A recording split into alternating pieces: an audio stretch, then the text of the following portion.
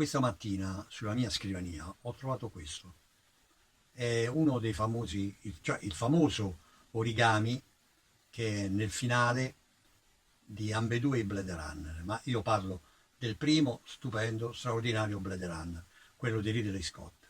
Bene, questo origami mi è sembrato un segno, probabilmente era questa statuina era caduta sul pavimento e finita in qualche angolo, la domestica l'ho dimenticata, la domestica l'ha trovata e oggi me l'ha messa sulla scrivania, ma mi è sembrato un segno, perché in questi giorni è morto Rutger Hauer, che era l'indimenticabile, straordinario androide Roy di Blade Runner del 1982.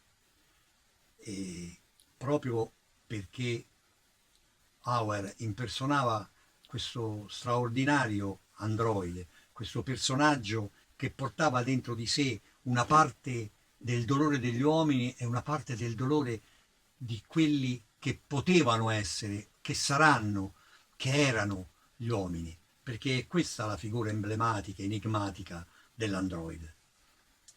Una delle cose che hanno gli androidi, ed è la cosa che li rende particolarmente appassionanti come personaggi, è la loro nostalgia.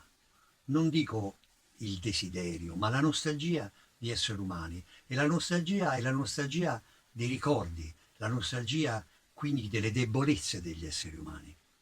Ecco, e, e questa cosa è un elemento fondamentale perché rende appunto umani coloro che non dovrebbero esserlo.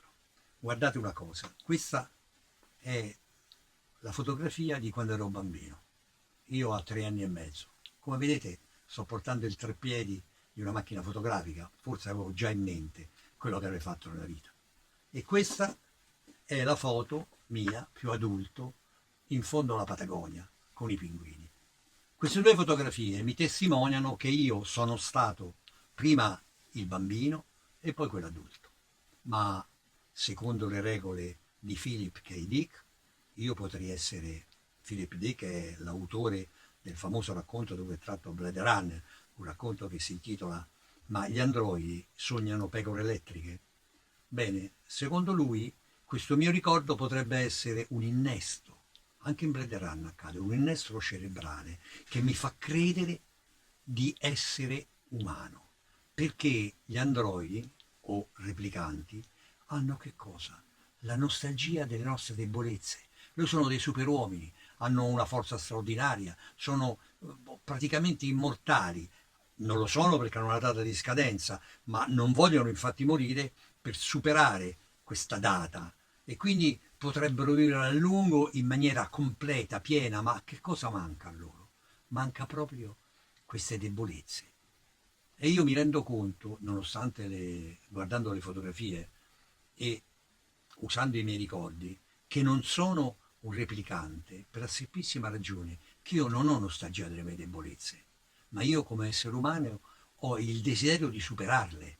Non le voglio conservare, le voglio, non dico dimenticare, ma sicuramente sublimare, superare. Questo è, secondo me, la differenza che c'è fra gli uomini e gli androidi, i replicanti.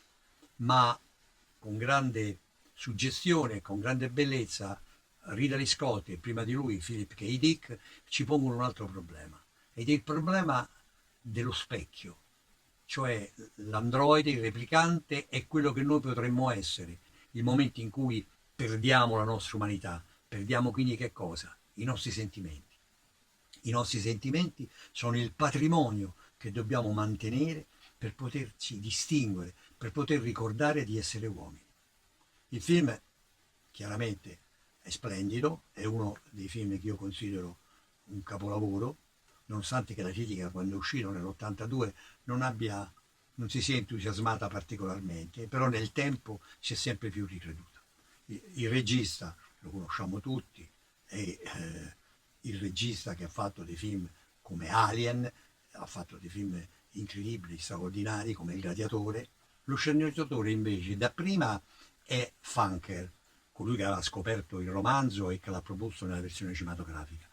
E successivamente, per dei contrasti con Ridley Scott, è subentrato David Peoples, il quale ha dato al film la confezione che noi vediamo adesso e ha immesso quella componente struggente del rapporto tra replicanti e umani.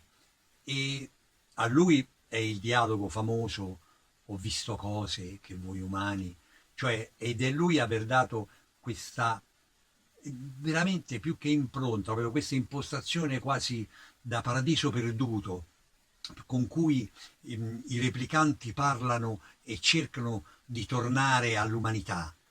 Ecco, Peoples è uno sceneggiatore importante che ammiro perché oltre che Blade Runner ha scritto Lady Hawk, altro film straordinario, e Gli Spietati di Clint Eastwood.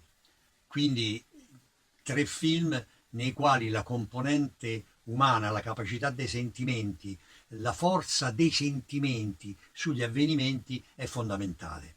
E il film inoltre ha le straordinarie musiche di Vangelis, che è capace di mescolare le suggestioni della più avanzata elettronica ai motivi retro, come quella Dammi ancora un bacio, cara, la musica che si sente a volte e che accompagna la nostalgia e diciamo pure la disperazione del nostro protagonista.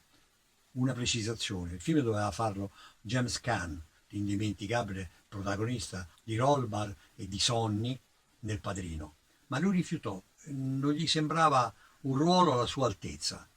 Chiaramente penso che nel tempo si sia pentito. Un'altra suggestione importante è la scenografia, che si è ispirata ai romanzi francesi del Métal Hurlant, in particolare al famosissimo disegnatore che si chiama Möbius. Ed è proprio in questo mondo futuristico pieno di passato che si mescola come se fosse un cocktail shakerato che vive questa Los Angeles futuribile allora ed oggi stranamente contemporanea, perché il film è ambientato al 2019, quindi si svolgerebbe più o meno in questi giorni, a novembre di quest'anno. Il panorama che noi vediamo è il panorama nella realtà di Hong Kong, sul quale Ridley Scott ha operato delle modifiche che ancora non erano effetti speciali che abbiamo oggi elettronici, ma sono addirittura interventi a mano, quindi delle maquette e proprio delle dipinture per dare quell'aspetto e quel colore, quel sapore di momento finale, perché non so se ricorderete che non ci sono animali, perché sono tutti estinti e anche il gufo, il famoso gufo che sta in cima al palazzo Torre, che non a caso ricorda la Torre di Babele, non a caso ricorda le scenografie di Fritz Lang di Metropolis, ecco anche quel gufo è un gufo meccanico. E forse, e questa è la cosa sorprendente, nell'amore che il nostro protagonista Harrison Ford ha per Rachel, che è una replicante di ultimissimo modello, straordinaria, dolcissima, romantica, disperatamente donna, forse c'è una radice di un'eguaglianza, perché, e questo è il mio dubbio, forse anche Harrison Ford è un replicante, forse anche lui non ricorda di essere stato qualcos'altro, ma proprio nella nostalgia del sentimento, che diventa superamento di questa nostalgia perché i due personaggi hanno un segreto per superare il limite replicante umano. Ed il segreto è che loro hanno dei ricordi in comune. Quindi da un certo momento in poi, diciamo così, la preistoria del loro rapporto è qualcosa che hanno insieme e quindi il ricordo di uno conforta il ricordo dell'altro e questo basta per creare una nostalgia che non finisce mai e che si chiama amore. Grazie.